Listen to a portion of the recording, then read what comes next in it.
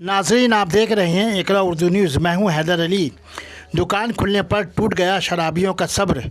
दुकान खुलने पर शराबियों ने मोदी के लॉकडाउन के दौरान इंसानी दूरी बरकरार रखने के इक़दामात की धिज्जियां उड़ाती नजर आईं।